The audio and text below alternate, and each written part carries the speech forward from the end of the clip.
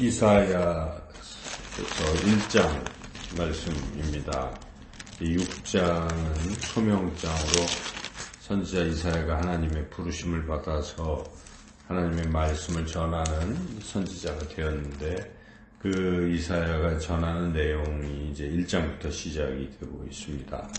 그래서 1장 전체적 구조는 이제 1장에서 39장까지, 그리고 또 40장에서 55장, 56장에서 66장 세 부분으로 나뉘고 있는데, 이 1장에서 39장 부분은 이 남유다, 북이스라엘의 그 죄악들을 하나님이 선지자 이사야를 통해서 지적하고 계시고, 죄에서 돌이킬 것을 촉구하시고, 또한 이스라엘과 남유다뿐만 아니라 주변의 여러 나라들, 열강, 또는 다른 나라들의 죄악도 또 동일하게 하나님께서 지적하시고 죄에서 회개하고 돌아올 것을 촉구하시는 그런 말씀들입니다.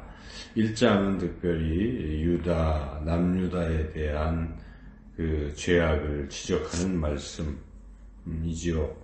그래서 여기에 이제 그 죄가 무엇인가, 하나님이 싫어하시는 남유다의 죄악이 무엇인가. 첫째는 하나님의 은혜를 모르는 죄, 하나님께 감사하지 않는 죄입니다. 그래서 하나님은 이스라엘의 그 부모님으로서 자식을 양육하는 그런 입장에서 사랑을 베풀었건만, 그러나 그 부모를 모르고 또 부모의 은혜에 보답하지 않고 도리어 거역했다, 이런 말씀이죠. 그래서 비유적으로 우리 하나님께서는 3절 말씀을 보면, 소는 그 임자를 알고 나귀는 주인의 구유를 알건만은 이스라엘은 알지 못하고 나의 백성은 깨닫지 못하는도다, 이렇게 말씀하셨다는 겁니다. 그래서 소도, 심지어 짐승들도 그 임자가 자기에게 염을 주고 하는 거 알고 감사하고, 우리 소문 큰 눈으로 꾸벅꾸벅 그 감사의 표현을 하고 순종하고 쟁기 갈라고 하면 열심히 갈고, 그러지 않습니까? 나귀도 주인이 그 먹이 준 구유를 알기 때문에 주인 시키는 거 또 이렇게 하고 다 잘하는데, 이스라엘은 하나님께서 아버지가 되셔서 그렇게 돌보고 사랑하셨건만 하나님을 알지 못하고 감사하지 아니하였다. 그래서 그러한 죄악이 첫 번째 죄악입니다. 그 다음 두 번째 죄악은 이제 이스라엘 백성들이 서로 살아감에 있어서 이렇게 힘들고 어려운 사람들을 도와주면서 이렇게 살아야 되는데, 반대로 가난하고 힘없는 사람들은 더 착취하고 누르고 억압하고 그렇게 하는 죄악, 이런 힘 있는 자들의 그러한 죄악에 대해서 하나님께서 그 죄를 지적하시는 것이죠. 그래서 그런 죄악인데, 이스라엘 백성들은 그런 죄악은 범하면서 예배는 또 잘 드린다는 것입니다. 형식적인 제사는 또 잘 드리고 있는데, 하나님은 그런 제사는 가증하게 여기신다는 것입니다. 그래서 여기에 보면은 이 11절에 무수한 재물이 내게 무엇이 유익하뇨? 나는 순양의 번제와 살진 짐승의 기름에 배불렀고 나는 수송아지나 어린 양이나 염소의 피를 기뻐하지 아니하노라. 그래서 그들이 그렇게 숱한 재물을 하나님 앞에 드려도 그들의 행실은 그러하지 아니하기 때문에, 그렇게 악을 저지르고 있기 때문에 그런 악한 손으로 와서 재물을 드린들 하나님께서 그걸 기뻐하시겠느냐는 뜻입니다. 그래서 그런 식의 모습을 하나님은 마당만 밟을 뿐이다, 아무 소용이 없다. 그러니까 교회에 와서 예배를 드려도 아무 소용이 없다, 이런 말씀입니다. 밖에서 살아가는 삶의 모습이 거룩하고 이렇게 다른 사람을 사랑하고 돌보고 살아야지, 그건 안 하고 주일날 교회 와서 예배만 드린다면 그것은 하나님이 기뻐하지 아니하신다 하는 그런 말씀이죠. 그래서 그러한 것을 13절에 보면 헛된 재물 가져오지 마라. 분향 내가 가증히 여긴다. 월삭 안식일 대회로 모이는 것도 그러하니 성회와 아울러 악을 행하는 것을 내가 견디지 못하겠노라. 하나님께서 그걸 메스껍게 생각하신다는 겁니다. 그 위선의 모습.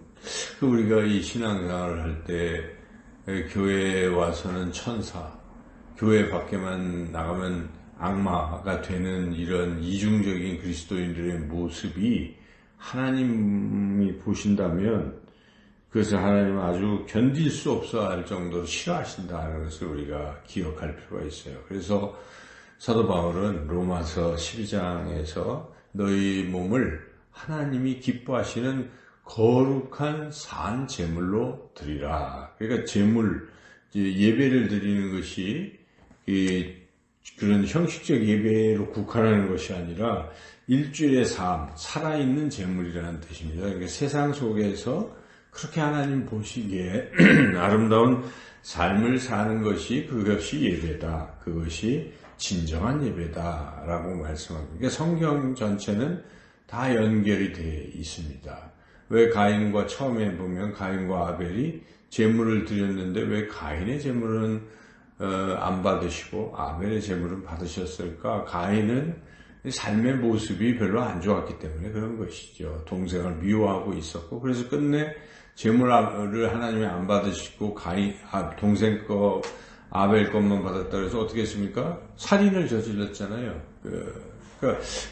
벌써 그런 마음이 있었던 사람인지라 삶에서는 그러지 아니하고 하나님께 제물을 바친들 옳겠느냐. 그래서 하나님이 더 기뻐하시는 것은 이렇게 삶에서 다른 사람들을 돌보고 사랑하는 것이고 선을 베푸는 것이지요.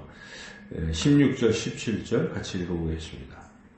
너희는 스스로 씻으며 스스로 깨끗하게 하여 내 목전에서 너희 악한 행실을 버리며 행악을 그치고 선행을 배우며 정의를 구하며 학대받는 자를 도와주며 고아를 위하여 신원하며 과부를 위하여 변화라 하셨느니라. 이것이 하나님이 원하시는 삶이다. 근데 이스라엘은 그렇게 하지 못했다. 그래서 그런 죄악에 대해서 지금 하나님께서 지적하고 있습니다. 그래서 그 죄는 또 21절에 비슷한 죄들이 거기 또 쭉 계속 나오고 있어요. 요약하면 첫째는 하나님께 감사하지 않는, 하나님을 모르는 죄, 하나님을 인정하지 않는 죄, 하나님 대신에 다른 것을 의지하는 죄, 이게 이제 첫 번째 죄고, 두 번째는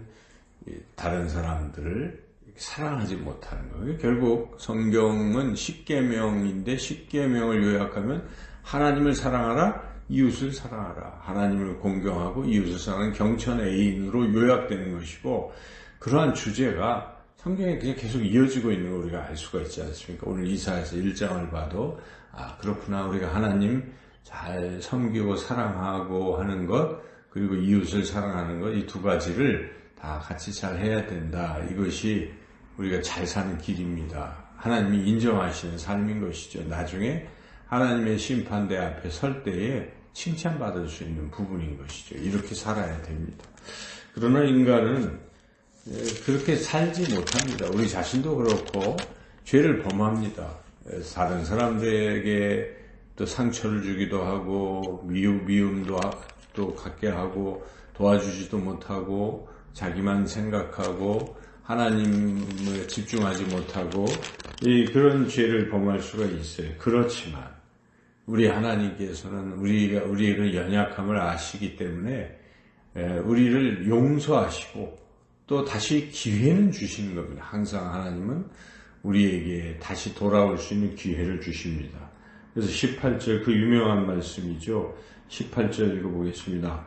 여호와께서 말씀하시되 오라 우리가 서로 변론하자 너희의 죄가 주홍 같을지라도 눈과 같이 희어질 것이요 진홍같이 붉을지라도 양털같이 희게 되리라. 아무리 주홍같이 진홍같이 그렇게 죄가 깊을지라도 하나님 말씀하신 오라는 것입니다. 아무리 네가 죄를 졌지만 나한테 오면 내가 다 용서해 주겠다는 것입니다. 양털같이 흰눈같이 그렇게 사하겠다. 내 아들 예수 그리스도를 통해서 너희들을 사하겠다. 그것이 하나님의 마음이죠. 오라. 어떤 상황에서 내게로 오라. 이렇게 하나님은 초대하시고 계신 것이죠. 그러나 그 죄는 질 수가 있어요. 근데 중요한 것은 하나님의 용서의 초대의 자리에 나오지 아니하면 더 이상 기회가 없다는 것입니다. 더 이상 기회가 없어요. 그래서 20절은 이게 우리가 꼭 명심해야 될 말씀인데 20절 읽어보겠습니다. 너희가 거절하여 배반하면 칼에 삼켜지리라. 여호와의 말씀이니라. 근데 이렇게 하나님이 회개의 기회를 주시고 초청하시는데도 그것마저 거절한다면 결국은 칼에 영원한 심판에 처해질 것이다 하는 것이 오늘 이사야서 말씀의 결론입니다. 그래서 우리는 우리의 연약함을 알고 하나님이 오라 하시는 이 자리, 이 성전이 그런 곳이죠. 예배의 자리가 사실 그런 것입니다. 그냥 죄는 회개하지 않고 마당만 밟으면 그건 아무 소용이 없지만 자기의 죄를 알고 하나님 앞에 나와서 주홍빛같이 진홍같이 붉은 죄를 고하면 하나님께서 예수 그리스도의 십자가의 보혈로 양털같이 흰눈같이 깨끗게 하시고 새롭게 하시고 우리를 구원의 길로 인도하실 것입니다. 그리고 우리는 그 은혜에 감격해서 하나님 사랑하고 이웃 사랑하고 이제 남은 생은 또 그렇게 또 살아가는 것이고 그러다 또 실수하면 또 주님 품에서 다시 회복되고 이런 반복적인 것에서 이제 점점 신앙이 깊어지면 그 횟수가 줄어들고 점점 거룩하게 살아가는 성화의 길을 걷는 것이 우리의 신앙의 여정입니다. 오늘도 이 이사야서 1장 말씀 우리 마음에 새기고 오늘 이 자리 하나님 오라 하신 이 자리에 우리의 부족함 허물을 고하고 용서받으시고 새롭게 또 출발하고 오늘 하루도 주님을 기쁘시게 하는 복된 하루의 삶을 살아가시기를 주님의 이름으로 축원합니다.